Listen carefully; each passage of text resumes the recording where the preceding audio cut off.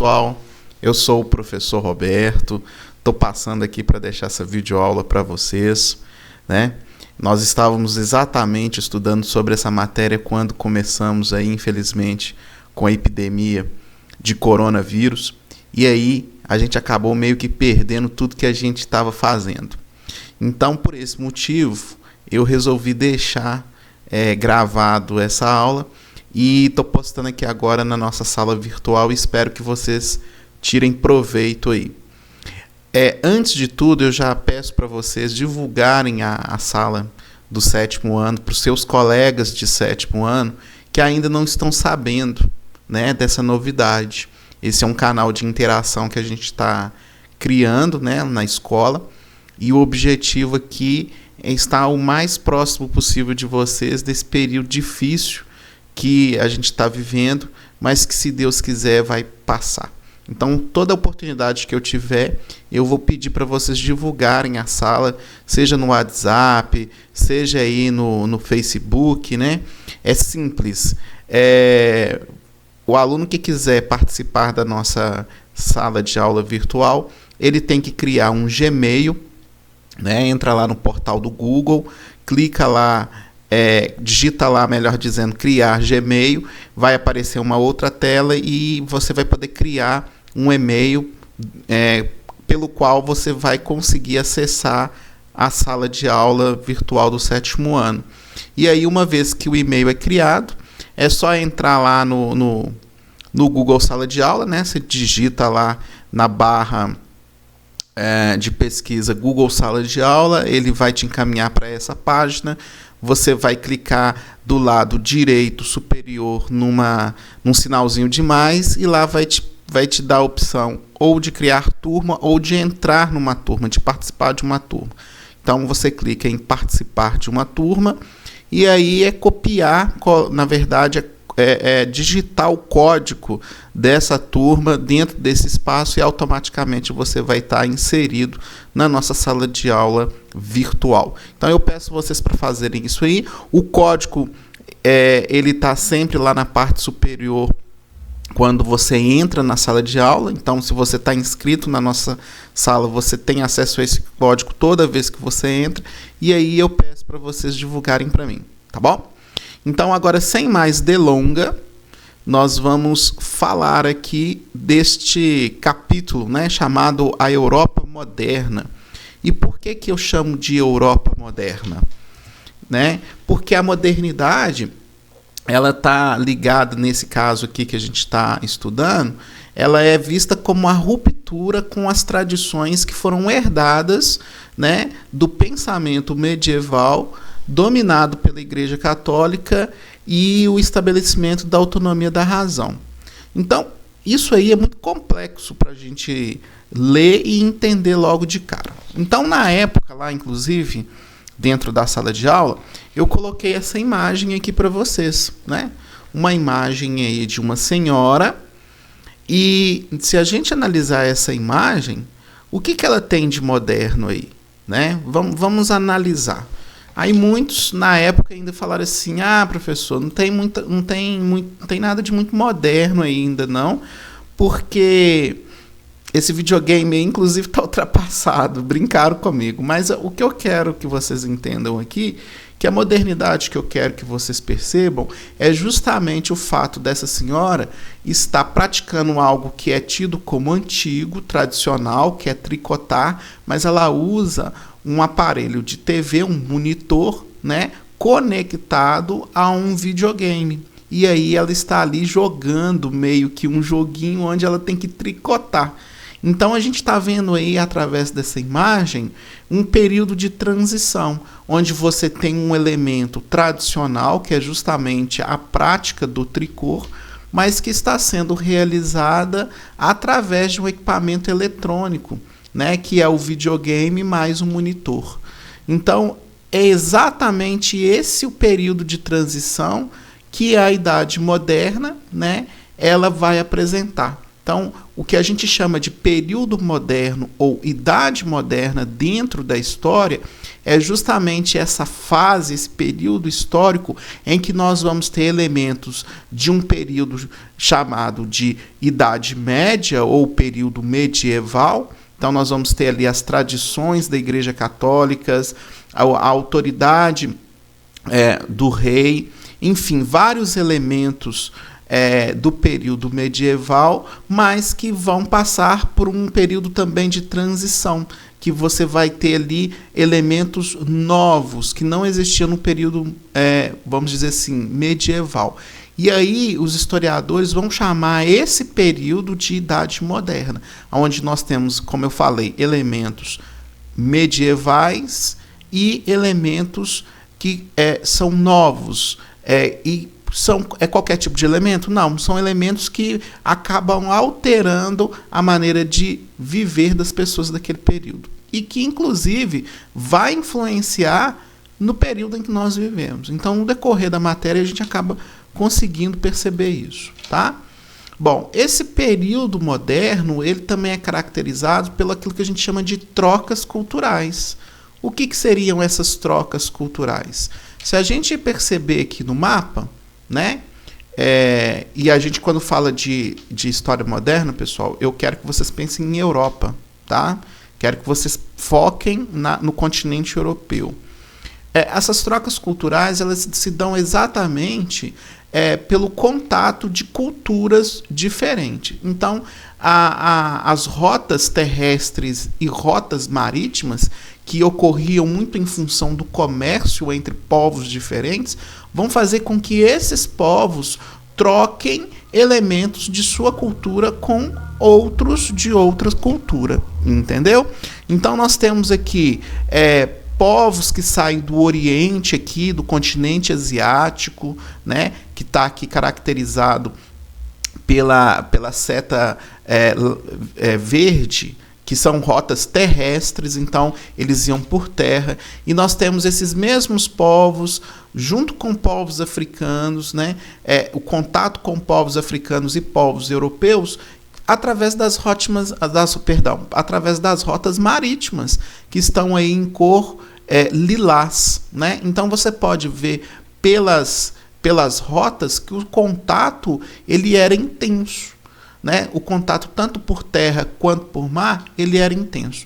E esse contato de povos diferentes, né, praticando o comércio, ele acabou também trazendo elementos novos e que vão fazer parte desse período de transição da idade medieval para aquilo que a gente chama de idade moderna, tá? Então, outro fator que vai contribuir para essa modernidade: trocas culturais entre povos distintos. E aí vai surgir na Europa um movimento muito importante chamado de humanismo, né? E que pela imagem que a gente está vendo aí, a gente tem um círculo, né? E no meio desse círculo a gente tem a figura de um homem, a figura humana. Ou seja, se a gente perceber bem, essa figura ela não está nem do lado esquerdo e nem do lado direito. Ela está centralizada. E isso quer dizer o quê? Que a partir desse momento, o homem é colocado no centro da discussão, no centro das questões. Tudo que deve ser feito para o prazer, para o melhor convívio entre os seres humanos, né? E no período medieval isso era diferente. O que a gente tinha no centro da discussão era a figura divina de Deus. Então tudo ocorria de acordo com a vontade de Deus. E no período moderno a gente vai ver uma quebra, a gente vai ver uma mudança nessa forma de pensar. Deus vai deixar de ser o centro da discussão e vai dar lugar à figura do homem, à figura humana. E já já a gente vai entender como é que é isso, tá? Bom, então como é que a gente pode caracterizar o humanismo? O humanismo, ele é um movimento intelectual, ou seja, um movimento ocorrido entre pensadores, né? Pessoas que estudavam e que pensavam, que refletiam a sociedade naquele momento, e essas pessoas acabavam propondo o estudo dos autores antigos, né? Gregos e romanos, porque porque era através dessa literatura, desse conhecimento grego e romano, ou seja, de um conhecimento antigo, de um período chamado História Antiga, é que esses pensadores, esses intelectuais do período moderno, vão se inspirar para construir um novo tipo de conhecimento a respeito do ser humano e também do mundo. Então, daí o movimento chamar humanismo, porque é um conhecimento que está ligado, né, às ações humanas, ao prazer humano, né, e não à questão apenas religiosa. E esses intelectuais do período moderno vão buscar lá na literatura greco-romana, no mundo antigo, né, vão consultar aquilo que foi produzido por esses autores antigos do mundo grego e romano, para poder se inspirar e, a partir daí, produzir conhecimentos novos acerca do ser humano e também do mundo, tá? E aí, eis que nós vamos ter a razão. A partir desse movimento chamado humanismo, nós vamos ter aí a razão ganhando espaço, deixando as crenças de lado e tentando explicar o que acontece no mundo, o que acontece na sociedade, através do quê? Da razão. E por isso que a gente vê nessa imagem aí vários símbolos aí que nos fazem pensar em quê? Nas ciências, né? Então, quando a gente vê aqui um objeto como esse aqui, ó, que eu esqueci o nome, você vai lembrar de um laboratório de ciência, né? Então, todo aqui o livro aqui embaixo, né, que é uma espécie de manual de consulta, quer dizer, tudo está remetendo à palavra razão. E essa razão é que vai levar os humanos a criarem as ciências, né, que serão aí as responsáveis por tentar explicar os fenômenos que ocorrem no mundo, as situações que ocorrem no mundo, através de um ponto de vista racional e não através de uma explicação que tenha a ver com religião, com crença, tá? Então, isso é muito importante. Uma das coisas que vai marcar muito o período moderno é justamente essa transição de um pensamento que antes, na Idade Medieval, era muito mais ligado à crença, né? E no período moderno nós vamos ter uma tentativa, né, de tirar esse protagonismo da religião, da crença, e passá-lo para a questão da razão, tentar explicar tudo que acontece no mundo através de uma visão racional, tá? Científica, ok? Bom, e dentro desse período moderno, com a invenção, com a chegada de um movimento humanista, nós temos também um movimento renascentista, né? Que a gente vai chamar aí de renascimento cultural. E a palavra renascimento, ela já explica muito para a gente, né? Renascimento quer dizer que algo que era vivo morreu e tornou a viver. Então, por que renascimento? O renascimento porque é tomado, ou melhor, é retomada, né, do mundo antigo, aquela visão de que o homem teria espaço central, digamos assim, nas questões do mundo. Não a religião, mas sim o homem. Então, todo conhecimento produzido, tudo o que fosse realizado, tinha que ser realizado para o bem da humanidade. E não um conhecimento que seria voltado apenas para as questões religiosas. Então, como que a gente pode definir esse movimento chamado renascimento cultural? O Renascimento ele surge da propagação do humanismo, que consistia basicamente em superar as tradições católicas lá do período medieval em favor da razão. Lembra lá da imagem que a gente viu no slide anterior? Ou seja, superar estas tradições em favor da razão, colocando o homem como produtor dessa razão através de quê? Da ciência, né? Então, o movimento renascentista ele vai entrar em choque, né, com, digamos assim, com a maneira que a sociedade estava então acostumada, que era uma maneira ligada à religião, às crenças. E o Renascimento ele vem dizer o oposto. Não, a gente tem que explicar os fenômenos não baseados na crença, porque eu acredito que é assim, porque a religião me diz que é assim. Eu tenho que saber por que as coisas ocorrem como ocorrem, baseado numa explicação racional, onde eu vou comprovar o que eu estou dizendo. Ok? Então o Renascimento ele surge aí na Idade Moderna com esse objetivo. E aí eu vou voltar aqui, quando eu falei para vocês, sobre o fato da palavra renascimento dizer muito. Renascimento por quê? Porque todos esses artistas, cientistas, escritores, eles vão recorrer ao conhecimento do mundo antigo, do conhecimento do mundo antigo greco-romano. Lembra lá que eu falei no início? Que essas pessoas se inspiravam nesses digamos, pensadores do mundo antigo para constituir novos conhecimentos no chamado mundo moderno. Ok? Então, por isso que o movimento chama Renascimento, porque eles vão buscar uma ideia de vida que existia no mundo antigo e transportar novamente esse modelo que existia no mundo antigo para um mundo dito moderno, ok?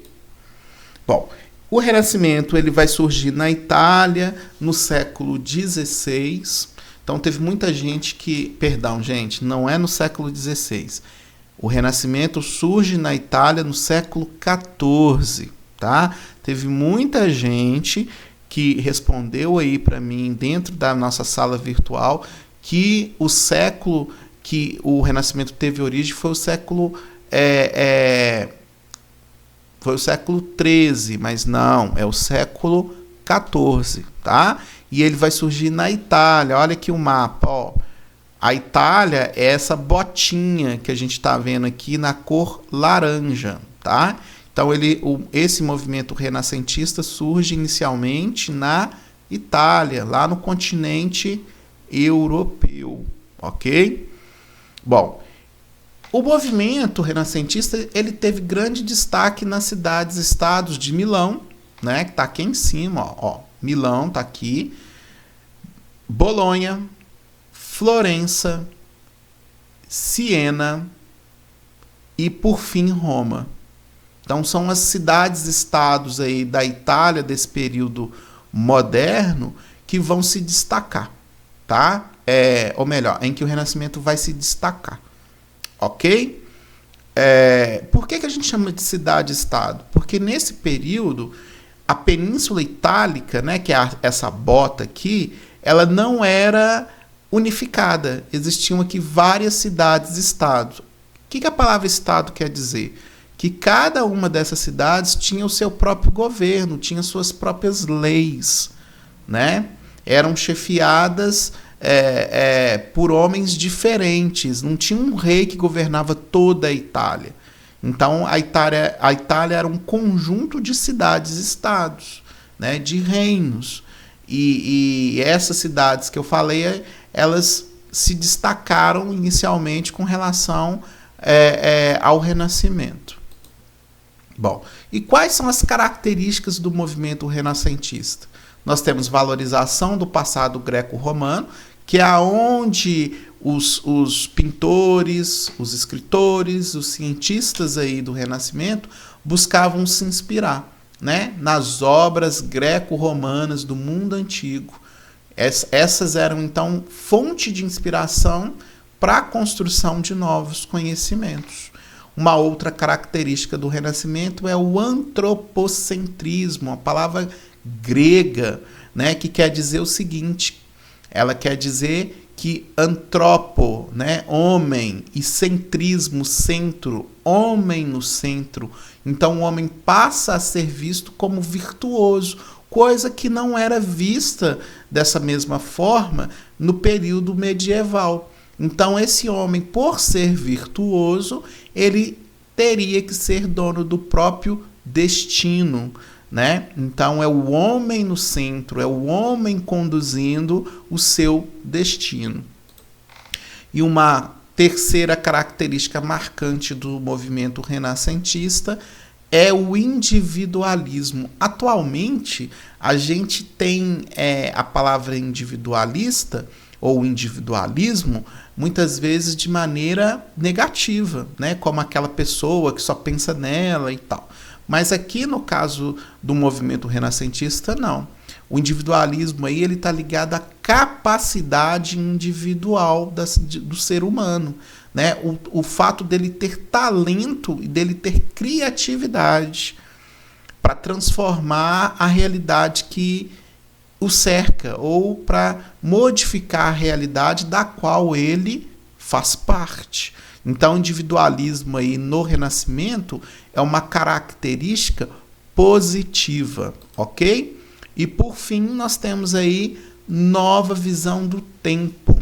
O tempo pertence ao homem e este deve usá-lo, ou seja, o homem deve usá-lo para aperfeiçoar, conhecer, experimentar e enriquecer se esta for a vontade dele. Por que a gente fala de uma nova visão do tempo? No período medieval, né, a Igreja Católica dominava o modo como as pessoas viviam, como elas pensavam. Então, a Igreja Católica medieval, ela vai dizer para as pessoas que o tempo pertence a Deus, né? Então, logo, se o tempo pertence a Deus, quem tenta utilizar este tempo ao seu bel prazer está tomando algo que pertence a Deus. No Renascimento, vamos dizer assim, os pensadores renascentistas vão dizer que não, que esse tempo pertence ao homem. Lembra lá do antropocentrismo? O homem passa a ser visto como ser virtuoso, dono do próprio destino. O homem não está no centro da discussão, ou seja, ele também passa a ser dono deste tempo, né? Então, um problema que os banqueiros tinham lá no finalzinho da Idade Média, início da Idade Moderna, era justamente, e por todo o período moderno, não vou falar só do início, né? Porque o Renascimento ele surge no século XIV e ele só termina lá no século XVI, todo o período da modernidade. Então, no final da Idade Média, quando o comércio começa a ser retomado de forma mais, vamos dizer assim, mais potente, vai surgir a figura dos banqueiros, que eram aqueles que lidavam com dinheiro, que trocavam as moedas, né? Fazia o sistema de câmbio, de trocar moedas, emprestavam dinheiro para quem precisava a juros. E o que é de emprestar dinheiro a juros? Vou dar um exemplo bem simples para todo mundo entender. Eu pego R$10 e empresto aí para qualquer um de vocês. E dou um prazo para vocês me pagarem. Vocês vão me pagar daqui 2 meses esses R$10. Porém, você quando for me pagar, em vez de você me pagar 10, você tem que pagar 15. Esses R$5 aí é os juros. Então, o que a Igreja Católica dizia? Que isso era uma prática errada, porque quem faz esse tipo de prática está comercializando o tempo. Se você me demorou 2 meses para me pagar, esses R$5 aí é devido a esse tempo que você demorou para me pagar.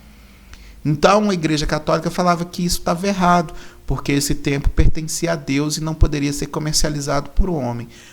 Os pensadores renascentistas vão dizer o contrário, que não, que o tempo pertence ao homem e esse homem deve usá-lo para se aperfeiçoar, conhecer, experimentar e enriquecer, se esse for o desejo dele. Pois, de acordo com uma característica do Renascimento, que é o antropocentrismo, o homem era dono do próprio destino, então ele é que decide, ok? Bom, vamos falar da arte e da técnica no renascentismo, né? De técnicas que os artistas desenvolveram para produzir suas obras. Isso é importante de falar. O renascentismo, o movimento renascentista, ele influenciou as obras de arte, e aí entendam como obras de arte, gente. Olha, a pintura, a arquitetura, a construção de obras plásticas, né? Isso tudo é arte, tá? Perdão. Então, dentro dessa categoria do Renascimento nas artes, nós vamos apresentar aqui, ou melhor, eu vou apresentar para você aqui algumas técnicas que fazem parte do Renascimento, como o realismo, né? Que é uma técnica que atua na representação da figura humana e das paisagens. Então eu escolhi uma figura aqui, esse que vocês estão vendo aí deitado, seria Jesus Cristo depois da crucificação. Então, se a gente parar para prestar bem atenção nessa figura, que é uma pintura, né, a gente ver detalhes aqui como as costelas, né? Nós conseguimos ver aqui os ossos que formam a mão, né? A gente consegue ver aqui a expressão do rosto do Cristo morto, no caso, né? Ao lado nós temos aqui Maria e outras mulheres que choram ao lado do corpo de Jesus Cristo. E aí, eu ampliando essa imagem, olha aqui, ó, eu consigo ver as rugas no rosto de Maria, vamos dizer assim, né? Me mostrando que ela já era uma senhora. E ao lado eu tenho outra mulher aqui, ó, e que eu vejo também essas rugas. Então, o realismo é uma técnica que se esforça, né, que dá a condição do pintor de representar as figuras exatamente como essas figuras são. Então, essa é uma das técnicas na arte ligada ao Renascimento. Bom, os artistas também estudavam a geometria, a anatomia, matemática, tudo para tentar reproduzir de maneira mais real aquilo que eles estavam pintando, tá? Então, o fato de estudar geometria, anatomia e matemática tinha como objetivo tornar as obras produzidas por esses artistas, né, tornarem essas obras mais equilibradas, dar mais equilíbrio a essas obras, harmonia e também focar na expressividade, né? Olha lá o rosto, como que a expressão ali é uma expressão muito próxima do real. Olha o rosto do Cristo morto ali. Então, para se chegar a esse resultado, eles tinham que estudar anatomia, né? Estudavam geometria para dar equilíbrio nessas formas. Então, esses estudos também ajudavam no aperfeiçoamento da técnica. Olha essa imagem aqui desse menino, a expressão dessa criança aqui ao mamar, né, na mãe. Então, olha o olhar, como ele olha para a gente. A imagem transmite alguma coisa, né? Para mim, ela me transmite uma sensação de serenidade, de tranquilidade, de paz dessa criança ao se alimentar do leite da mãe, né? Olha o rosto dessa mãe. Eu copiei, na verdade, eu recortei a imagem e ampliei o rosto da mãe. Se a gente pensar, se a gente notar, essa imagem aqui, eu recortei ela para a gente ver a expressão do rosto da criança e a expressão do rosto da mãe ao olhar para o filho se alimentando do leite dela. Então, isso é que a gente chama de expressão. E para conseguir isso, eles tinham que estudar muito. A gente viu, tinha que estudar geometria, matemática, anatomia, né, para poder chegar a esse resultado. Outra técnica utilizada também por esses pintores era o domínio da perspectiva, que era uma técnica que permitia transmitir para quem está olhando a pintura a sensação de profundidade, ou seja, que tem algo atrás da figura principal do quadro, né, da tela. Então, isso é chamado de domínio da perspectiva. Então, quando a gente olha para essa tela, nós vemos não só a figura da mãe e do filho, mas algo que supostamente, né, dá a impressão que está atrás deles. Então a gente tem uma impressão que existe alguma coisa atrás da figura, tanto da mãe quanto do filho, que são as janelas, e atrás dessas janelas a gente tem uma paisagem natural ali, montanhas, árvores, florestas, né, que estão ali atrás da janela. Isso é chamado de domínio da perspectiva. E por último aqui, aliás, por último não, em penúltimo lugar eu tenho o esfumato, uma técnica amplamente utilizada no Renascimento, que consistia num efeito de gradação das cores, né, sem utilizar contorno, onde os efeitos de luz e de sombra davam a ilusão de distanciamento face ao objeto central da tela. Né? Quem criou isso foi Leonardo da Vinci. Então é mais uma técnica aí para dar profundidade à tela. E agora sim, por último, nós temos a iniciativa dos artistas de pintar a si próprio, chamando isso de autorretrato. Né? Essa imagem que vocês estão vendo é do pintor Leonardo da Vinci. Bom, e esse Renascimento italiano, ele vai ser financiado, vai ser patrocinado pelos mecenas. Inclusive, tinha uma perguntinha dessa lá na primeira atividade. Se você não fez, entra lá e faça, ok? Quem patrocinava esses artistas? Quem pagava esses artistas? Quem pagava por essas obras? Né? Quem incentivava esses artistas a buscarem mais e mais conhecimento para produzirem obras como a gente viu? Eram, obviamente, homens com muito poder e poder também aquisitivo. Ter dinheiro, ter posses, né? Então, não era qualquer um que tinha condições de financiar um artista ou de comprar uma obra como aquela. Então, precisava de ter muito dinheiro. Então, a burguesia, né? Vamos de um modo geral. Quem que era essa burguesia? Os banqueiros, os grandes comerciantes, né? Então, essas pessoas, elas eram chamadas de mecenas quando patrocinavam esses artistas. Então, eram os protetores das artes e da ciência. Por que eles são chamados de protetores? Porque eles financiavam. De certa forma, eles davam condições do pintor continuar se dedicando ao conhecimento para produzirem cada vez mais obras tão perfeitas como a gente viu. E essas obras, esses mecenas, né, financiavam essas obras porque meio que isso funcionava como uma certa propaganda, né, positiva sobre a imagem desses homens, que acabavam influenciando e aumentando assim o seu poder, né, além de dar status àqueles homens que queriam ser vistos de maneira diferente naquela sociedade.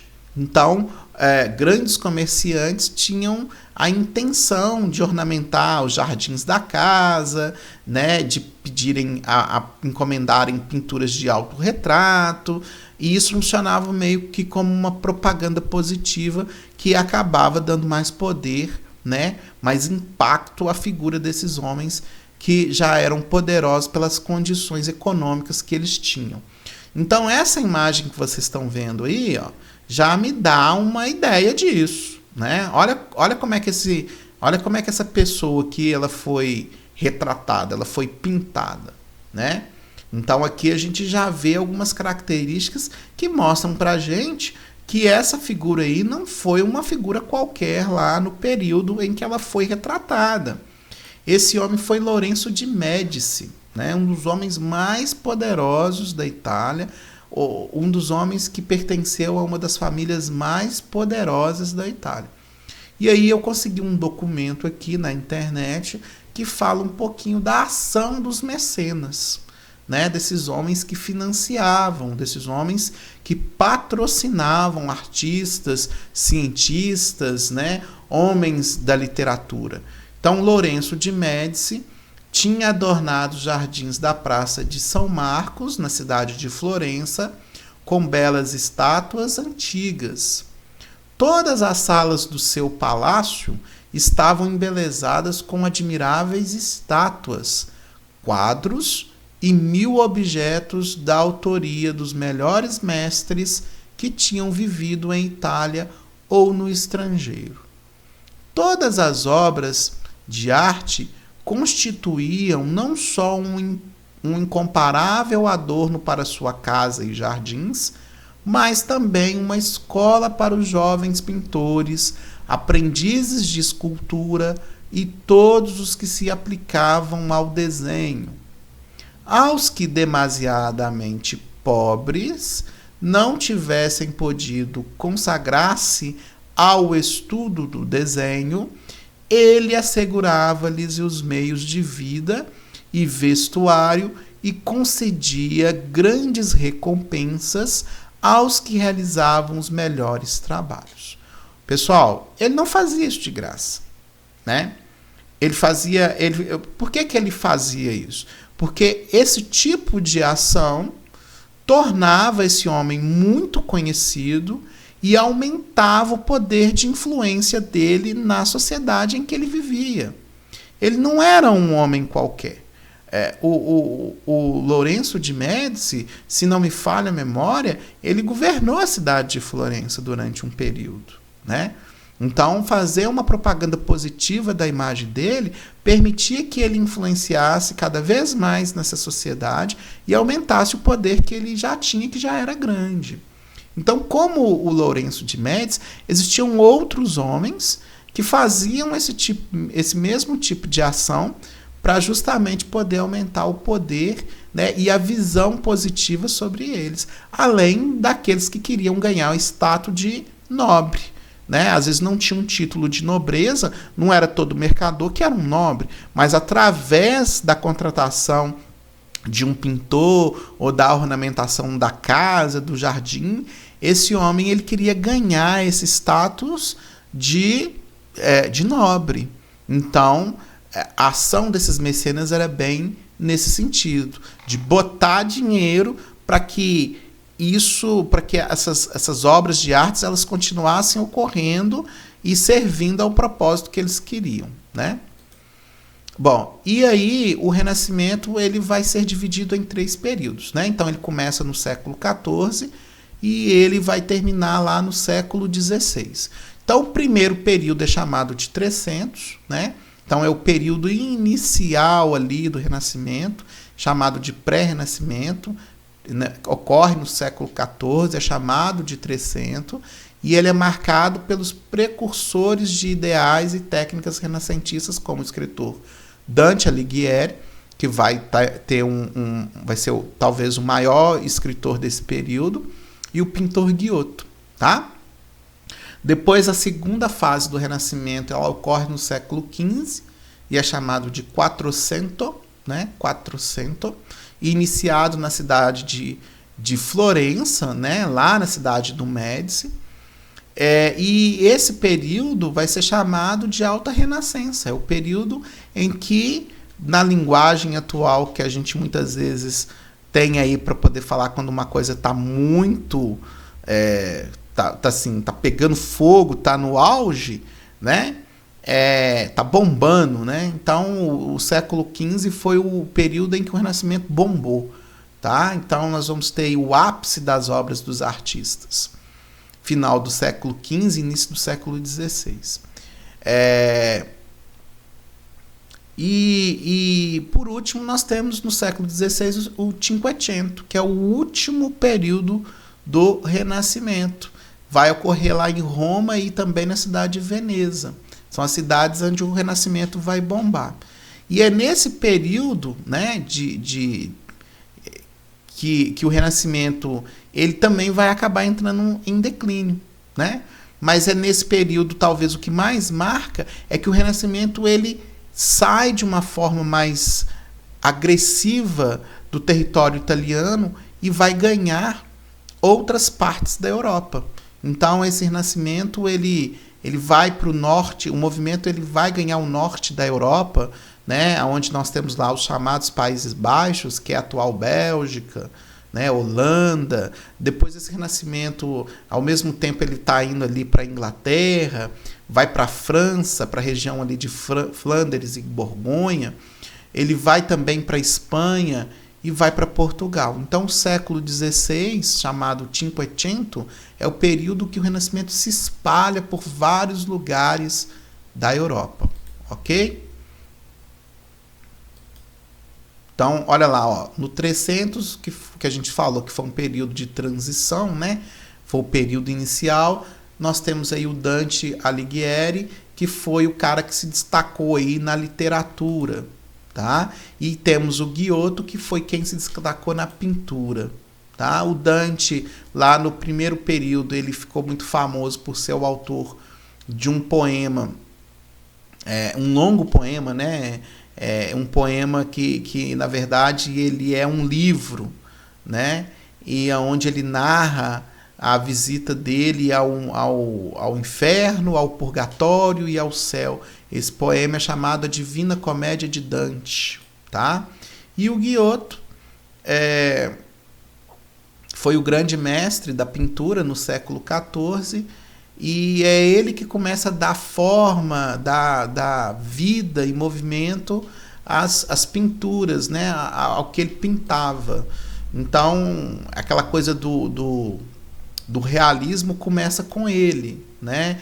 Da expressão, olha aqui para vocês verem, tá vendo esse anjo aqui, ó? Olha como é que o rosto dele aqui é um rosto carregado, né? Vamos dizer assim. Então, vários dos personagens do Giotto, eles vão agir como pessoas comuns, né? E vão ter movimento, vão ter a perspectiva de estar se movimentando, né? Como o burrico aqui que carrega Jesus Cristo, ó, ele está caminhando, né? E as pessoas de toda a cena são pessoas comuns do dia a dia da época em que ele vivia, tá? O século XV, como a gente viu, chamado 400, é o período que bomba o Renascimento, né? Nós vamos ter aí o domínio da família Médici na cidade de Florença. Lembra lá do Lourenço de Médici? Ele pertencia a essa família. Era uma família tão importante aí, ó, que ela tinha um brasão. O que é um brasão? É um símbolo que representava essa família, né? Então, aonde as pessoas batiam o olho nesse símbolo, sabiam que ali estava uma pessoa importante porque ela carregava o brasão da família de Médici, tá? Então, durante o século XV, a cidade de Florença foi o principal centro da arte renascentista. A gente viu isso lá naquele documento do Lourenço de Médici. Falava sobre o Lourenço de Médici, né? Então, olha lá, os Médici foram importantes mecenas dos artistas florentinos. Talvez no século XV tenham sido os maiores, né? Que financiavam aí os artistas desse período renascentista, tá? Então, não eram qualquer pessoa, não. A gente está vendo aqui pelo tipo de roupa que essa família que trajava, né? Ou seja, era uma família muito poderosa, que governou inclusive a cidade. Já na questão da arquitetura, nós temos aí o Filippo Brunelleschi, que foi pintor, foi escultor, foi arquiteto, né? E aprofundou muito o conhecimento que ele tinha na matemática e na geometria.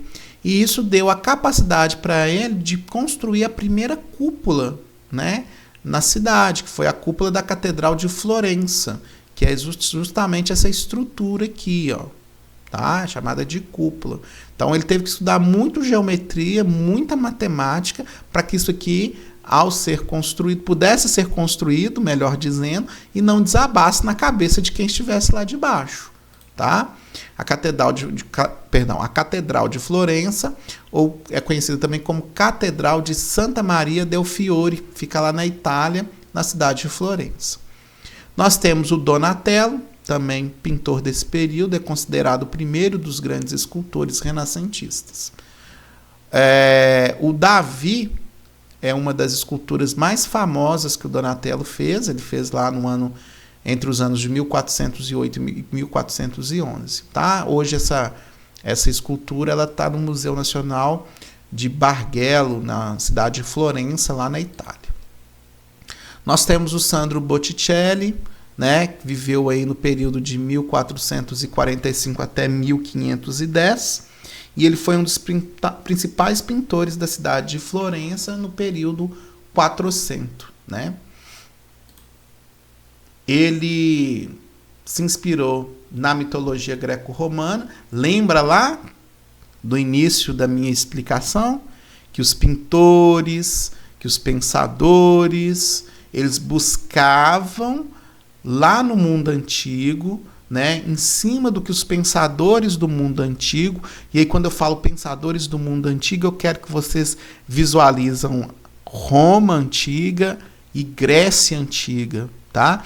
Então, o Sandro Botticelli aqui, ele vai buscar inspiração nesse mundo antigo, lá na mitologia greco-romana, tá? E para poder produzir uma das maiores obras que ele fez, que foi a pintura do nascimento de Vênus, né? Vênus era uma deusa romana, tá? Então ele buscou esse conhecimento lá para poder fazer essa obra de arte, né? E o século XVI, como eu falei, o Cinquecento, ele sai, né? A cidade de Florença perde importância como principal centro renascentista, e quem toma esse lugar de Florença, que foi durante 100 anos, né, durante todo o século XIV, a cidade que mais bombou em termos do Renascimento, Roma, então, passa a ser, no século XVI, na última fase do Renascimento, lá no Cinquecento, Roma passa a ser o principal polo cultural do Renascimento, tá? Então, Florença passa, como se diz, o bastão de poder para Roma, que passa a ser o principal centro do Renascimento na Itália. Ok? E quem foi os maiores pintores aí desse período do Cinquecento? Leonardo da Vinci, que todo mundo aí conhece, né? Já ouviu falar dele em algum momento. Michelangelo, né? Rafael. Esses três foram os maiores pintores do Cinquecento. Então, o pessoal que gosta de desenho animado já deve ter visto aí o filme ou o desenho das Tartarugas Ninjas.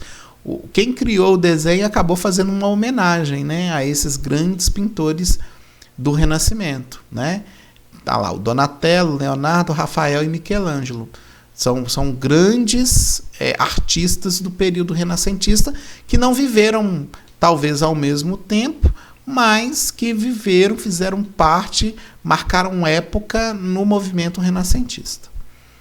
E aí, falando aí da expansão do Renascimento que acontece na última fase, né, de modo mais intenso na última fase, portanto, no Cinquecento, nós temos aí o Renascimento, o movimento do renascentistas se expandindo da Itália para vários lugares, como Portugal. Olha a setinha aí, ó.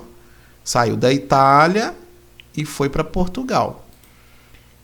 Saiu da Itália e também ganhou a Espanha. O Renascimento se expandiu para a Inglaterra, né? Tá aqui, ó. Londres é a capital da Inglaterra. Para os Países Baixos, Bélgica, Holanda, como a gente falou, né? A Bélgica está aqui.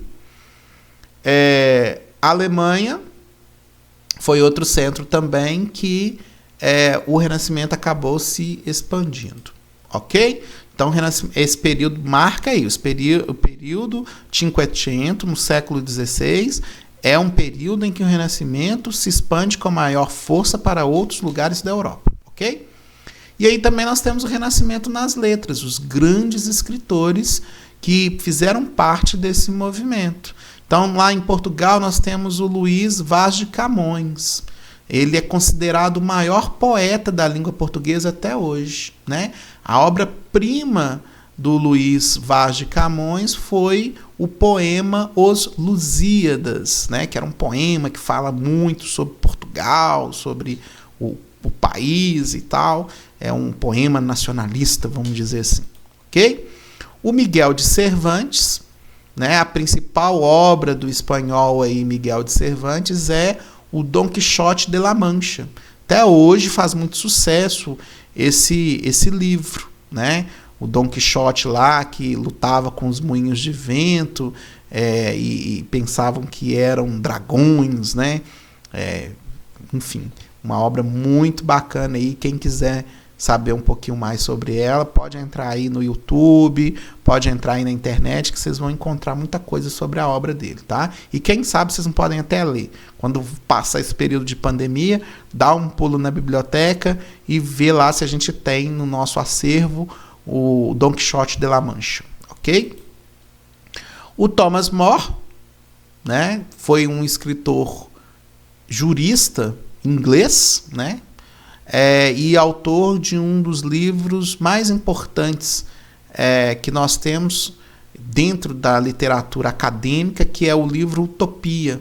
Então, quando a gente vai fazer faculdade, se você escolhe fazer alguma coisa na área de humanas, como história, filosofia, você vai se deparar com a leitura do livro Utopia, ok?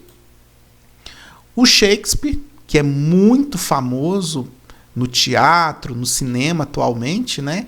Vários autores de peças teatrais, cineastas, se inspiraram na obra de William Shakespeare e produziram para produzir suas peças, seus filmes, né?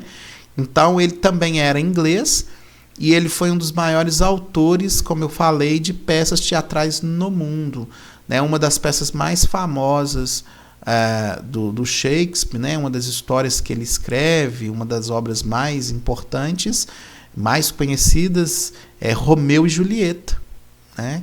Romeu e Julieta, Hamlet, são obras que ele escreveu e que estão aí até hoje no gosto da população, ok? Como é que essas obras elas se propagavam, né, entre as pessoas daquele período? Um fator que acabou contribuindo muito para a divulgação de tudo que eu acabei de ler aqui foi o aperfeiçoamento da imprensa por Gutenberg. Esse homem ele foi responsável por criar uma máquina, né, uma prensa, que permitiu a impressão em larga escala de muitos textos em pouco tempo. Porque antes dessa invenção dessa máquina, tudo tinha que ser feito à mão. Então, os monges lá no período do medieval, por exemplo, eles ficavam reclusos lá nos seus mosteiros, e também na Idade Moderna, claro, antes da invenção da prensa, eles ficavam lá fazendo encomendas que eles recebiam de livros. E aí demoravam meses para eles copiarem tudo, organizar tudo, era muito complicado. E depois que Gutenberg inventou a prensa, então reproduzir ficou muito mais fácil, né? É uma máquina que acabou agilizando todo o processo de tipografia. Inclusive, eu vou ver se eu deixo depois, lá na nossa sala, uma matéria, um vídeo produzido pela Maíra Lemos, que muito tempo aí apresentou o Globo Esporte. Ela saiu da Rede Globo e agora trabalha com isso, produzindo vídeos, que ela fala da tipografia, e aí a gente tem uma ideia de como que foi importante essa invenção aí do Gutenberg, que aparece na tela de vocês aí agora, tá? Que é esse senhor aqui. Ele é conhecido como o pai da imprensa.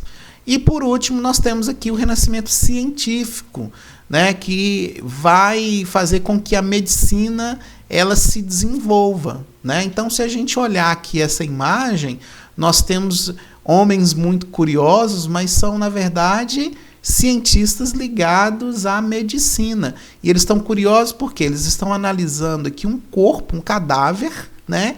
E eles estão olhando a estrutura desse cadáver. Então, olha aqui, eles estão dissecando para começar a entender as camadas aqui da pele, dos músculos, dessa parte toda aqui que compõe a mão desse cadáver aqui, ok? Depois a gente tem Copérnico, que aí já é um cientista ligado à matemática, à física, né? Ele nasceu onde hoje a gente conhece como Polônia, E ele descreveu os movimentos da Terra e formulou a teoria do heliocentrismo. Então estava ligado aí ao estudo dos astros, né? Astronomia. Também na astronomia nós temos a figura de Galileu Galilei. Foi um cientista que comprovou a teoria do heliocentrismo, né? Que foi desenvolvida lá pelo Copérnico. Tá? Então Galileu vai comprovar isso. Ok? Então a gente vai parando por aqui.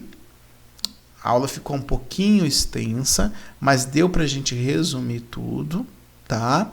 Deu para a gente retomar, entender aí esse movimento. Assistam quantas vezes vocês quiserem. Pode perguntar para mim lá no mural, pode colocar perguntas para mim, eu vou tentando responder na medida do possível. E, por favor, divulguem a nossa sala, ok? Vou lembrar vocês mais uma vez disso. Outra coisa que eu queria falar, pessoal. Muitos de vocês estão utilizando o e-mail dos pais, tá? Só que o que acontece? Aí eu não tenho o nome de vocês, porque eu só tenho o nome do e-mail, que aí está no nome do pai de vocês ou da mãe de vocês. Então eu preciso que vocês peçam seus pais para criar um e-mail para vocês que já estão aqui dentro. E aí vocês entram na sala, né, novamente com o e-mail de vocês, porque aí eu tenho como ter o nome de vocês na minha lista e aí futuramente, depois que isso passar, a gente pode estar aí, no caso, dando notas nas atividades que foram sendo feitas, né? Depois que acabar a pandemia, tá, gente? A gente vai atribuindo nota a tudo que vocês fizeram. E aí eu vou saber o que vocês fizeram, né? Por quê? Porque aí eu tenho o nome de vocês, tá bom? Então, ó, fiquem com Deus, saúde e paz para todos vocês. Se cuidem, tá? Então, lave bastante as suas mãos com água e sabão, use álcool em gel, use máscaras e vamos ter confiança que esse período difícil vai passar, ok? Saúde e paz para todos vocês. Tchau, tchau.